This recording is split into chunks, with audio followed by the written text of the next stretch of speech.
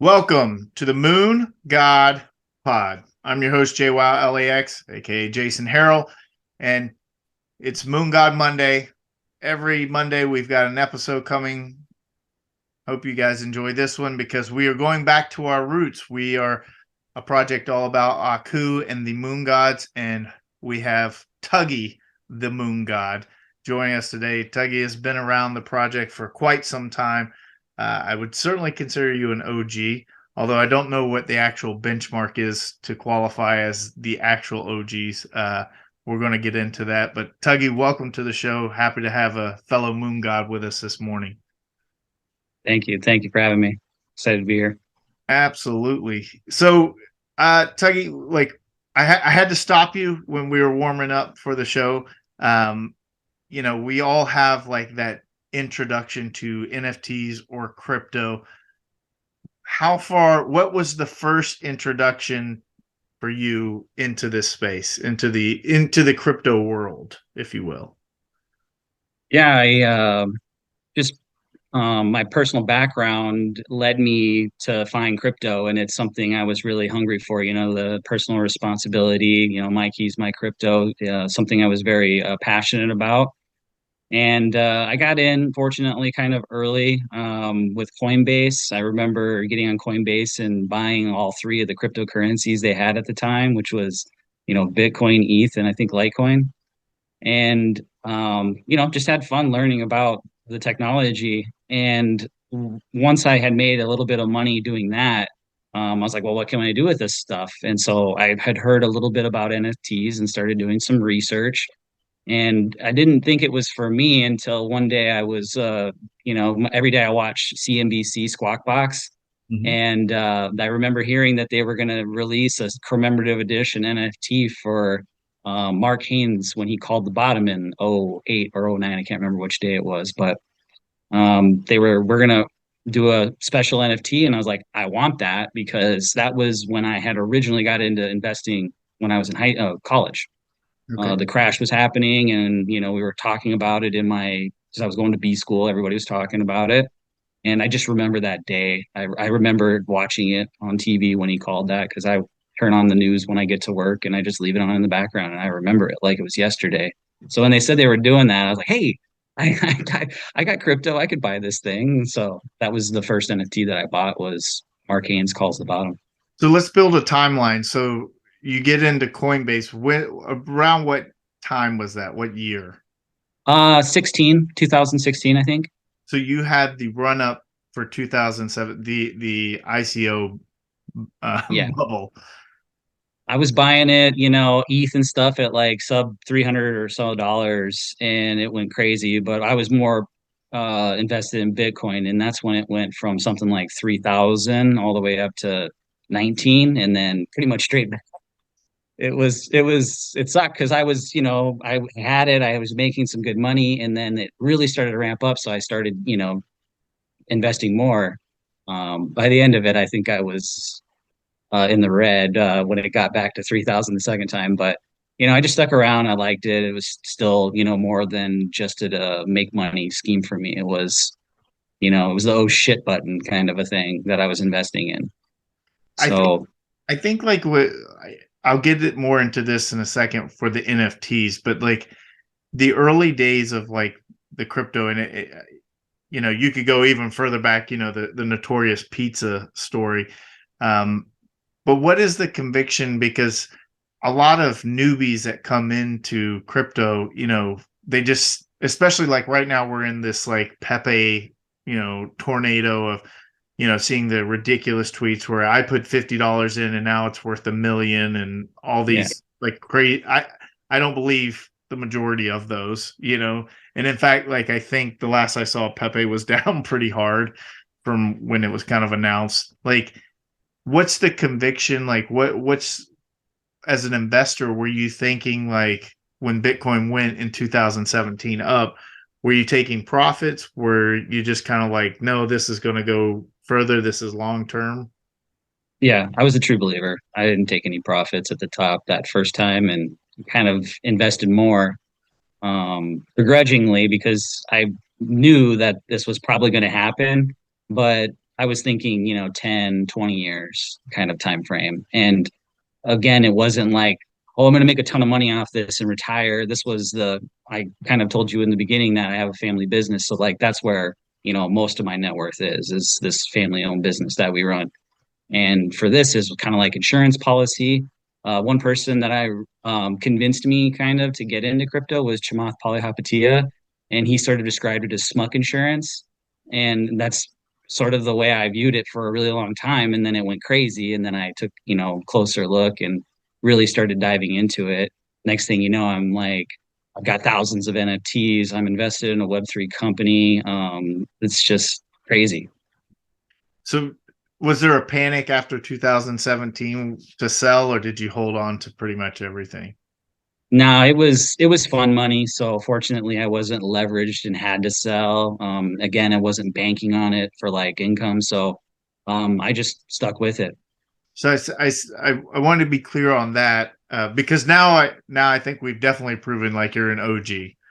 Like I think if you were, there are, like, we talked to Nest Graphics, like a couple years ago, and he was talking about when he was like 14 and like was getting all this Dogecoin and like, in like 2008, or something really ridiculous.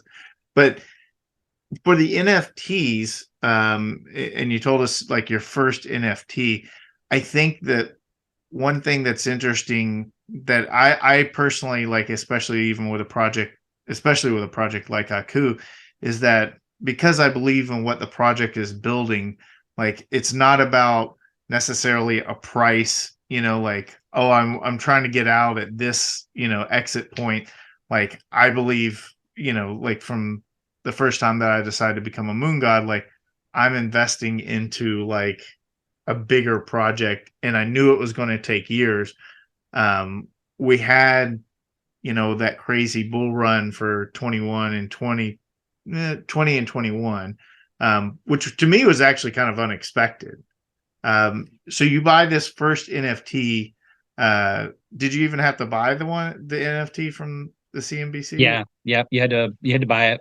I don't remember what it was. It was like point one or point two or something like that.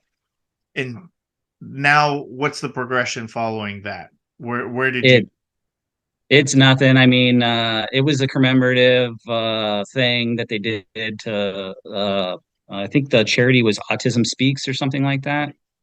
Just a charity that he was passionate about, and I think there's only 60 of them.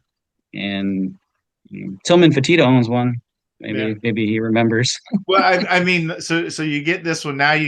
Now you're learning about like an NFT. So where do we? What was like the first, like, I Oh, guess. I started getting interested in LaMelo Ball had a drop. I thought that it was kind of cool and interesting. Turned out that was sort of a rug. Like I every. got big into curio cards. I thought that that was a really cool like historical play, and that always seemed to like speak to me. Was sort of like what were the first things that were really changing the way it was done, and curio cards sort of fit that bill. And then I got heavy into like the Vogu. It was one of the first gas wars after the Bored Apes had minted. It was the rage. Everybody wanted them. I got into that. Um, yeah, I guess I haven't made a lot of money. I'll tell you that much. My biggest win was a coup.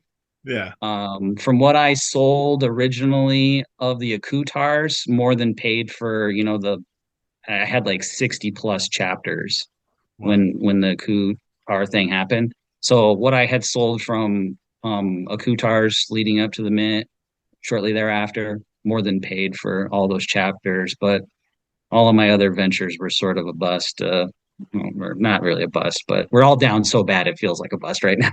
Well, it's like it's like a being a poker player, which we talk about all the time. There, you always remember the bad beat stories. Like Yeah. I flopped a full house, the guy rivered a bigger full house, or something like that. And this space is definitely, degen territory and flooded with that. So what brought you to Aku? What was the first introduction for Aku? I was a fan of Pio's YouTube channel long time ago. I think it was the Nifty Culture. I'm Hmm. not sure if you're familiar with that. and they did a bit on it, and making a movie of it side of things was like, oh, I was like, that's cool. And I'm like, well, let's find out about this. So I wandered into the Discord, and this was just before chapter 3 minted, and I kind of got the message. I really liked the people there. I liked what they stood for, and so I was like, I can get behind this. So I, minted chapter 3, and then I subsequently bought the other two chapters because I heard about Moon God and I thought that's something I want to be a part of. And I guess the rest is history. And I went full degen after that. Like I had those 1, 2, and chapter 3s. I went and I bought another 1, 2, and chapter 3. And then I started minting like 8 or 10 chapters every time they dropped. Oh wow. So Yeah. how many Moon God sets did you have at your peak? I had two. I had two Moon Gods, and I sold one of my Moon Gods to Kelly something. He's got the red Mars helmet with a skateboard on the back. It's super dope, and he's sort of very prominent on Twitter, which I like because I see it all the time. I'm like, oh, that one's mine, or was mine. Yeah, that's awesome. It's interesting, like um you just don't know, like with the chapter 3 and that being the bottleneck. Um, the Moon God was very appealing to me because and I still feel that it has the potential to be like the ultimate like mastermind.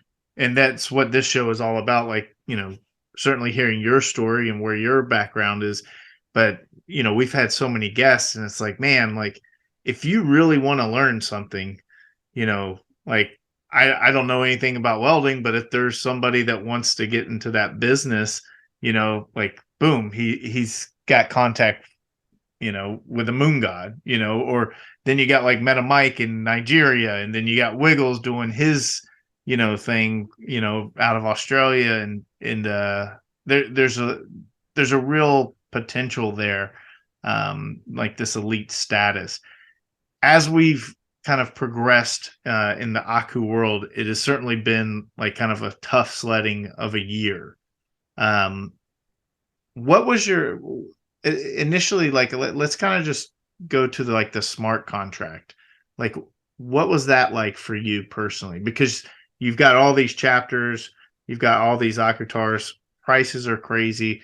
Like, what were you feeling kind of leading up to that, and then when the inevitable happened? Yeah, I mean, complete euphoria. To the point, bring all your friends along. I was passing my chapters to people, or not my chapters. How did it work? The mint pass. If you Yeah. had the mint pass on a snapshot, then you were able to mint in during the live mint, right? Mhm. So I had at one point like 7 of these things out on loan to people. And at the time, the cheapest one was like 2 ETH. Yeah. So like I was just sending 2 ETH NFTs to people like, you gotta get into AKU, these AKU tars. This is it. This is gonna blow everything out of the water. You got the founder, you've got the team, you've got the IP, you've got the long-term vision, you've got Micah's dedication and how him being a pro athlete to get to that level, the guy's dedicated and has a work ethic unparalleled to something that personally I've seen. I don't know a lot of professional athletes, but I was bringing everybody in, and when what happened, I didn't think about myself for like 2 days. I was like, I just got a bunch of people, stuck in this, and now we're all going to zero. It felt like it might do that. And it dropped drastically. And fortunately, everybody I brought in, they were all NFT degens. So like they were aware of the risk that they were taking. None of them blamed me. I didn't feel anything but the shame that I put on myself for bringing somebody into something that didn't work out. But when it all settled, it was a big gut punch. I mean, I had those 60 chapters, I had 30 plus Akutars, and they dropped in half pretty quick. Right. So I don't know.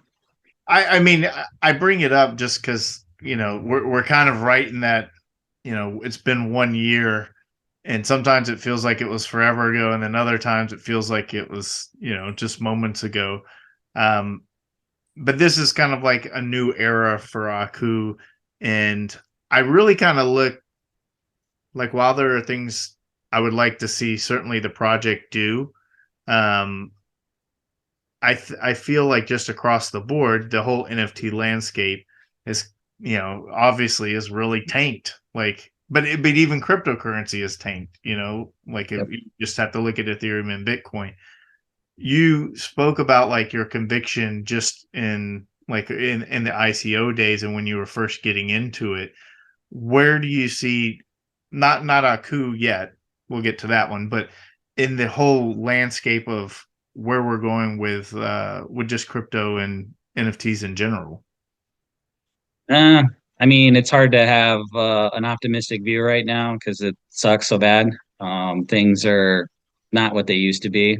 I mean, even I have fractional ownership in a Bored Ape and four Mutant Apes, and then everything else that comes with it. Dakota's the other side. So like even like the most marquee assets have tanked drastically. So like that's really hard, right?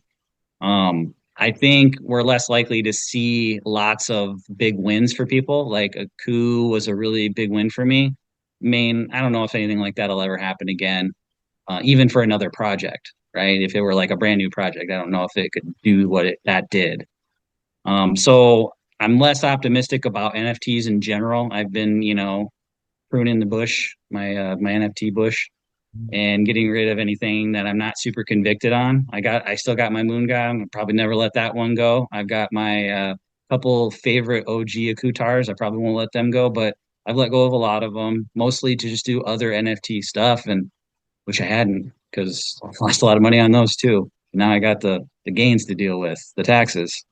Yeah, Um, but I do think that this technology is something that maybe doesn't work so well for trading JPEGs, but for other more important uh, digital property, like say um, driver's license. You hear all those buzzes about like someday your driver's license will be your intellectual property rights for like say your business.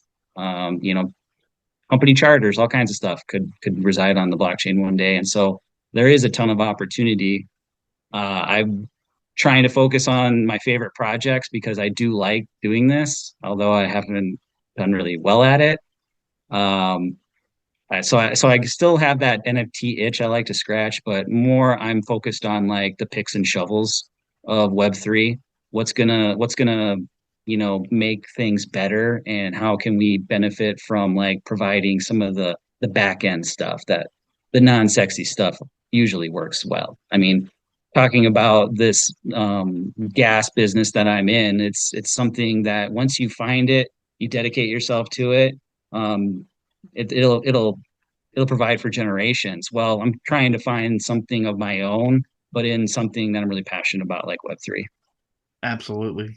And community is an interesting element to it as well. I'm not sure exactly how many IRL events you've attended, but was it you went to Miami or no? Yeah, the first Aku World. The first one. Yep. So like that is something that was amazing. And it like so that well that year, like the first NFT NYC like was crazy. It was but there was a different element that was like kind of coming out of COVID. And then, we go to Miami and Art Basel and Aku World was an amazing event. Is that something that really kind of needs to be addressed, do you think, like and maybe more focused, or is it just kind of like the party's kind of over, you think? Uh, I agree. It was such an amazing time, and I long for those. But yeah, I mean, I just don't see IRL events being like the big thing anymore. There's going to be like the big conventions where I think people can probably harness the energy that provides. But as far as like doing offshoots and like having personalized like the Proof conference or VCon, like I know VCon's been successful, but Proof obviously hasn't. So like, what is the formula? How does it work? I don't know. I'm not that interested in going to them anymore, but I would go if it gets really popping and have a lot of fun. I wonder if is VCon really successful or is it just a Gary V conference being successful, because Gary V, like if he speaks anywhere, I'm not gonna say he could sell out Madison Square Garden, but maybe, like he's as just as a speaker is a lot of pull. And so while he's kind of combined this NFT thing, and crushed it, talk about like perfect timing and everything. I kind of feel like I can't use VCon as a measurement of where we're at like an NFT world, because I think it's really heavily diluted by just the fanatics of his fandom, and Yeah, wanting to you're hear, fair point. you know, kind of, like, oh, fuck you, mom and dad. I'm not going to school and I'm an entrepreneur and I'm going to work and hustle, hustle, hustle. And it's like, I remember when Gary was really, kind of coming up on Instagram and social media, and it's like, it was really great. And now it's kind of like, man, it's just too much. It's the same stuff just over and over. And, I don't want to go garage selling. Yeah. Yeah. The last one was in Minneapolis, which isn't far from where I'm at. And it was funny because I was going there the following week for a industry specific conference to my family business. So I was there the night it ended, and I got there early just because I wanted to see if there was any lingering NFT people, and I did find them. We all hung out at the bar and just kind of like talked about NFTs, and that was a lot of fun. And they all had lots of really great things to say about it. I follow the NFT Morning Show with Nick and Pio, and they had like a pretty good review of it. They all seem excited to go this year. A lot of people seemed excited to go, but even those local NFT people I was telling you about, a lot of them went to VCon 1 and they thought it was cool, but they didn't think it justified a second trip. So you're probably right Yeah. on the stardom factor. As far as AKU is concerned, there's been a lot of I feel like the direction has changed from when you probably first got introduced, and certainly, for me, there was the discussion, like I think the movie was such a big deal, like the first, NFT project that was under contract that Micah let expired, and you know, I can't. I'm sure that whatever contract that probably was probably not a very good contract, and so, with everything that was coming along the pipe, the 35 million that got locked in eternity, but like thinking that you could kind of fund it and you can only make your decisions based on what it was. Do you feel a little mm, like maybe confused as to where the direction's going? Like the message has always been the message, but as far as like where the project is, what is your sentiment right now for it? Yeah, honestly, just because of the way NFTs have been going, anything that's down real bad, I've just tried to ignore. Yeah. And so it's hard. I do notice that, the measures of success have sort of changed a lot. But again, like you said, it was more about the community. It's more about like the support that we were trying to drive towards the mission of AKU. The people, I still have a huge amount of love for Johnny, Utah, and Glitch, and all, and DH. Uh, these guys are a lot of fun. Rusty. So like my affinity is mostly to the community, to the cause, and if it does pan out, it'll just be a bonus at this point. But yeah, it is kind of confusing. It's hard to really look at. If I were if I were somebody who was really banking on this, it would be hard to make them feel better about it. But I don't know what to say, honestly. So Micah calls you up and he's like, Tug, I need your help. What's the vision? What should I do? Like what would you like to see like the focus be? Mm. Just and it Well, doesn't have to be the right answer. It just has to be your answer. I'll help you. Because like for me, like the movie, like that should be number one, like we're always meeting with Spring Hill or whatever, but like, or even like a web series, like the character to me is like, you know, like the next Black Panther and can easily be that. Well, maybe not easily, but that's what I want. And that's how I think like everybody becomes a fan.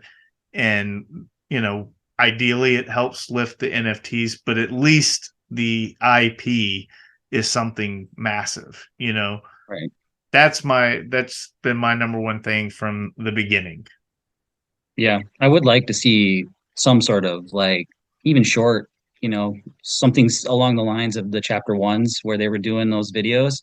I would just really like to see more of that. Mhm.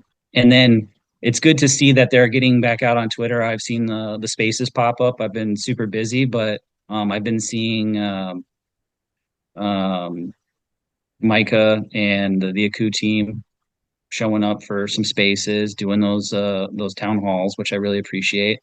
And I think it's just, we got to continue to build the community, sort of that grassroots movement again. Mhm.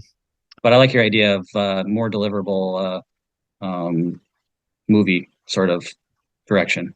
Yeah, I mean, I thought the NFT backpack thing was a novel idea and it was cool, but like I don't want any more NFTs. Yeah. Like I like I said, I would like to focus. I'd like the news I would love to hear is like we have a script, Will Smith is on board, or like Yeah. stuff like that. And I live in Los Angeles, Hollywood's 5 minutes away from me. I know the hurdles that takes to put on a movie, but I also know that Hollywood can move really fast if it's something, they really want. So that's always been my number one. Um, the initiative for the backpack and helping out kids, like I'm never going to sit there and poo poo charity, but I've also kind of been like, it's like when you're on a plane, put your mask on first and then Right. assist someone else. Yeah. So Yeah. It's tough. Like you said, don't need a lot more NFTs. Just want, some action on the ones that I already have, probably. what other projects now uh kind of interest you or even just artists? Yeah. Been just because of like when ETH hit $800, right? Um, it was looking really bad. And I was still hanging out with my OG community. We were having a lot of fun, but people were definitely depressed and it was hard. And even just being in the spaces at some points, like you could just feel the energy was down. So I kind of started sniffing around and I found this Web3 game called the Beep Boop Bots. And it's like started out with just like 20 or 30 people in a space hanging out, listening to music, and it's literally a robot. The NFT account is at sign beep boop bots, right? And he does not talk. He types. You can hear like the clicking of the keyboards in the background, and then the click of the mouse, and then a computer will read a script, and it's all like, "Hey, I'm beep boop bots. This is my game." Blah, and they go through like their script, right? And it started from 30 people and less than 100 followers on that count to today we regularly have over 150 people in the spaces every time they have a space. And the spaces are at like 10 o'clock my time till you can go until 4 o'clock in the morning. They just go until people burn out. Wow. And they live dev. It's this guy and he's live devin in the space. He's like looking for feedback. He was looking for traits. We started offering up traits, and then next thing you know, they do a trait drop, and they're like, you can go get this trait that you just mentioned in the space. But So now he's got like 60 plus thousand followers. We had season one. We're working on season two. Never thought I would be a Web3 game person, and I hadn't ever really participated in one that actually worked. I bought a lot that never developed, but this one we actually played season one, and it was a lot of fun. And the entertainment value of those spaces is off the charts. So definitely bullish about the Beat Boot bots. are you familiar with Gala? Yeah, So Gala just released their, really what will be their, you know, I guess flagship game. Miranda's playtest. And Lovox and I went to Malta for Galaverse, and we have mixed reviews. It was an amazing trip. Don't get me wrong, and the experience was awesome. What they built on this, desert island in the Mediterranean was amazing. But Miranda's has always been like the big metaverse slash economy of gaming. And, we've seen it with Axie Infinity. That has certainly gone away. Gala had its first real experience with Town, and Town was really good for a bit, and now it's trash. But this Miranda's is interesting because it's, to me, it looks, from what I've seen, like this Fortnite meets World of Warcraft, but they're going to try and have this true play to earn. And that was what was always interesting. And then every NFT project like got all this money. It's like, we're going to make a play to earn game, as if it's the easiest thing in the world to make. Yeah. Do you Yeah. do you believe that that's where of course it's where we're heading, like Ready Player One type stuff, but like how close do you think we actually are to where like having that second life in a video game, and where I can just sit there and do quests and make money sitting at home? I think we're closer to that than we are going in the opposite direction, I think, just because if you look at the success of 10KTF and like even just the Dookie Dash thing was an amazing success. Like tons of people were playing it. The numbers were off the charts. That Orangey, they brought in some pro gamers, got on their radar, and this Orangey guy got in there and won the key and sold it for like $1 million. I mean, it's crazy, but those are few and far between, right? So I guess it's just we got to wait for them to develop. The one thing you said though that really like smacked at me with why I got so bullish about Beep Boop bots is because everybody wants to have these mints and then develop the game. The cool part with this was is it was a free mint. They did a free mint, and they just kind of like used us as the guinea pigs to develop what we wanted, and that's what I appreciated because. Like I said, they're live deving. They're listening to the feedback. You're not like so detached that you have a goal and you're going to get there no matter what. And at the same time, you sort of like isolate your community and they don't feel like they're a part of it, then they're gone. Yeah. And that's one of the things that I liked about it was is that it felt like I was heard and I didn't have to pay a lot. And like I said, it was a free mint. I bought and sold some over the time of playing it. But the next thing I know, I look in my Beep Boop Bot's wallet and I got almost 5 ETH worth of free assets because you buy the bot, you stake it, you get these rewards, and then you build your arsenal of like all these other NFTs that you get to go mint for free. And so now there's a gas fee, right? But selling some stuff, paying for that gas, minting this stuff, I couldn't believe it when I finally did the math on it. I thought it was pretty cool, all from a free mint. Wow. I One thing with Aku, because you mentioned about the traits, and I was really big on this when the discussion of the burn came up, and I was like, I think there's a lot of really cool ones, and I think there are a lot of rubbish ones. Like I don't like peanut butter and jelly, so having it smeared on the astronaut helmet, like as soon as I got a lot of crappy ones in the drop, and I sold them like right away because I was just like, ugh. But my thing was like, it would have been cool in the burn, like, and one lower supply, but two, like, let me burn two Akutars, and let me get to pick some kind of trait that I want, like that I think is cool. I don't know the technology or how difficult that would have been, but the biggest fail for traits was, in my opinion, was the flags. Like, you just have every flag imaginable. What is there, 300-400 countries in the world? Like, have a flag for every country. One that makes them rare, but two, like, if you're from Barbados, like, I would want to have that one. Like, if you're from Peru, Ecuador, wherever. there's a lot of countries that would have been pretty cool to have. And, we had some, but I thought that was a big ball drop for sure. Yeah, I didn't like how the the moon gods didn't have really rare, I guess a high rarity score or whatever. Well, that was, I mean, when we were talking about like the smart contract, that was a communication that really needed to be clear, because I thought for sure, like, well, we're getting 500 moon gods. They're going to be 1 through 1 through 500, 500. you know?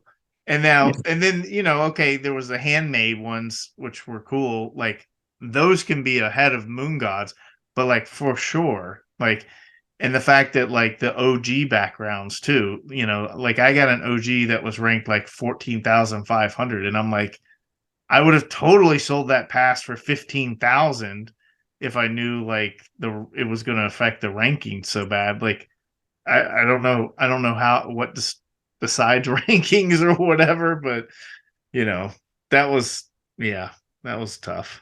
That was, Especially back then, like the meta was like people didn't know what they were buying. So like if they couldn't just go to a website and see like, oh, this is a rare one, like you had to sell it to them. And then that just became like something I'm not good at. I'm not a good salesman.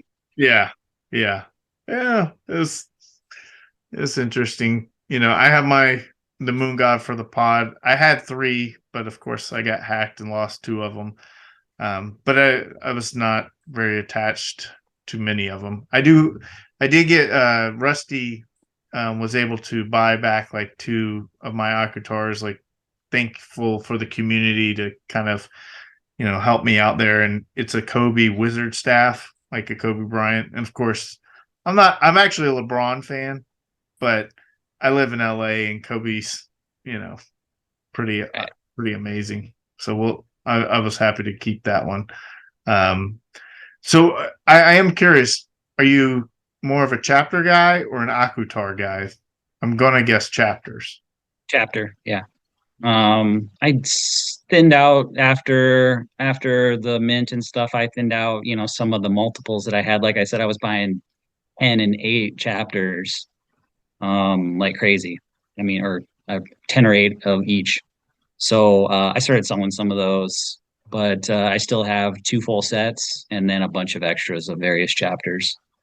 Yeah, I love chapter 2. It's my favorite. Hmm.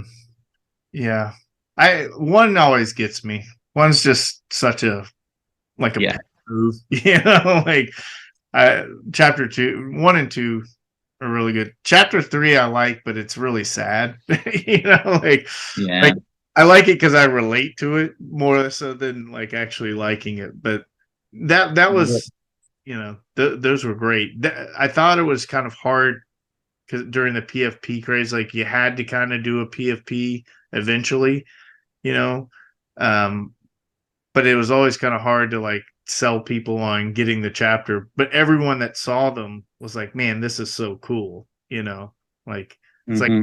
book, I guess. Um, so I'm curious. We kind of talked about like how this whole world has kind of introduced you and made like connections to new people. Um, and you were saying how you've really kind of gotten like I guess kind of not I don't want to say school but like educated by some of the bigger dogs, like kind of touch on that experience where you're just like, oh wow, so this is what like I don't know what a true degen might be. Right. Yeah. I right before the mint, it's one of the people I brought into the Kutar mint. I reached out to a guy who I knew was in crypto and had an NFT.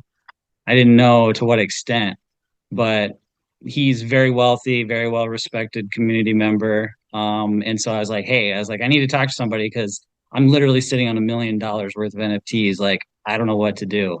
And next thing I know, he's buying into it, and then what happened. So like, what I probably should have been talking to an NFT degen because they would have said sell it, and then that would have been the right thing. But it was cool to like meet him.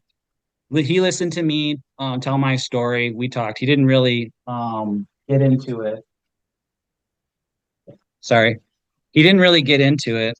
But he did eventually like tell me, his ENS. So I looked him up, and next thing I know, I'm going through his or his OpenSea account and multiple proof passes, multiple moonbirds, and then they asked me to be in like a local chat group where I mean story times 10, right?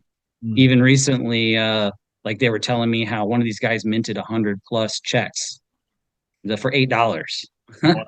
Like 100 checks for $8 a piece, and then now look at what happened, where the checks are at. It's just crazy. So like you're playing in a different world, really. And while sometimes you feel like the big dog sitting on like a huge win, reality is there's probably 100 people just like you, Yeah. and that was cool.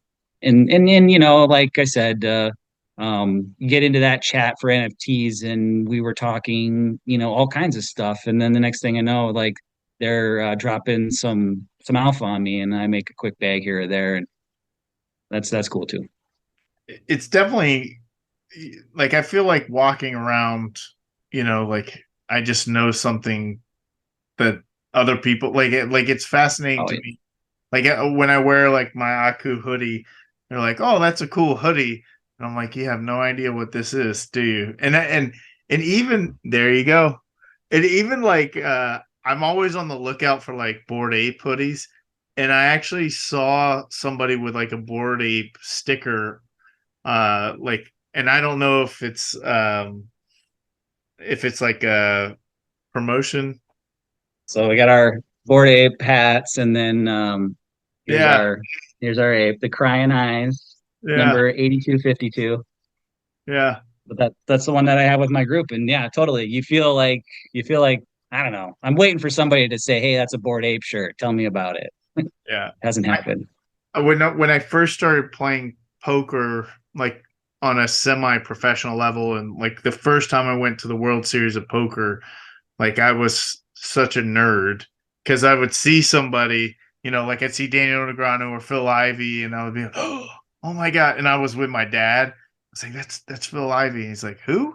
I was like, he's the Tiger Woods of poker. And he's like, Yeah. oh, but like, there's so many people that walk through the World Series of Poker hallways that are tourists that have no idea who they're passing, and same thing Right. like if I see a Bored Ape, hoodie in the wild, it's like I know exactly what that is, or CryptoPunk or something. It's kind of it's a cool thing. Um, we'll see Yeah. where it goes from there. Played a lot of poker in college. There's Indian casinos all over South Dakota, and when poker got really hot, like that's where I was all the time. Yeah, So yeah. yeah, Well, I I even saw go. recently that Doyle Bronson died. I was all like, man, Yeah, yeah. Well, he was almost 90. yeah, He got drafted by the Lakers. I did not know that. No, So he was drafted, and it was like a good draft pick, like top 10. Don't quote me, but like in that summer, he got in a car accident and broke his leg. And back then, they didn't. It wasn't like now.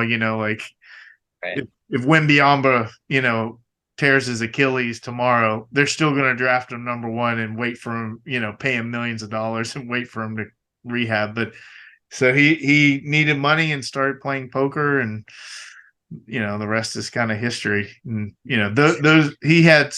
I've seen him in person a number of times. I never got to sit at the same table with him, but he has the real Degen stories. The back room. Uh, you know, be careful about bluffing this guy. Mobster type stories. So that's pretty yeah. awesome.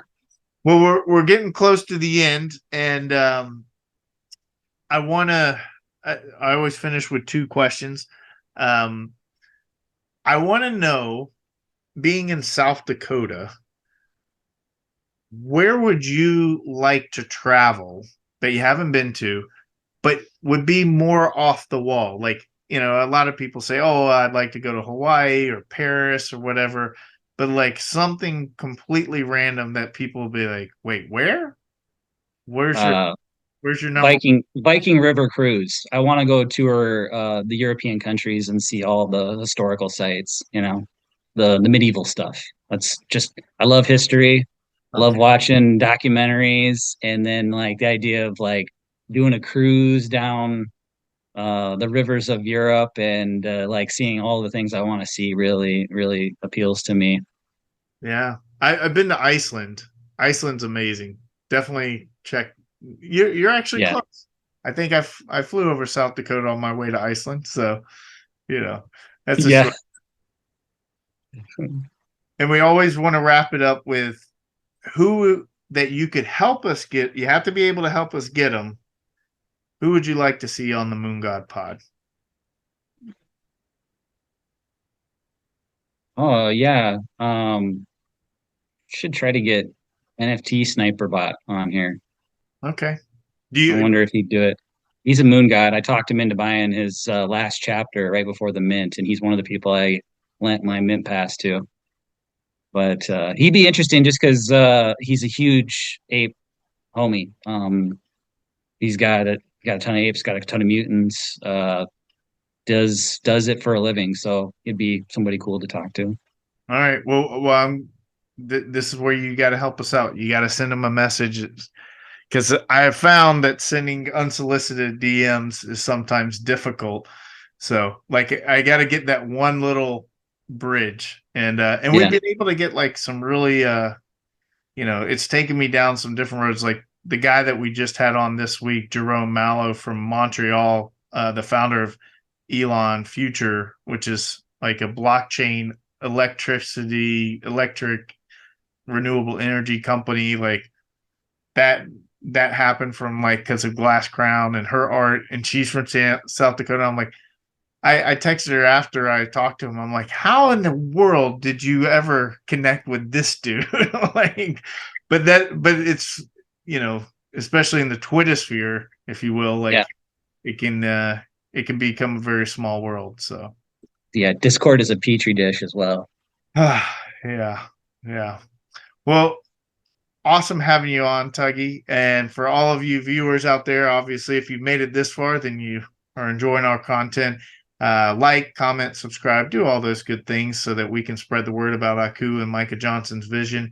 And give us comments if there's somebody that you think we should have on the show, and you can help us. We're always taking applications. So for that, thank you, Tuggy. I'm JwowLax. We will see you next time.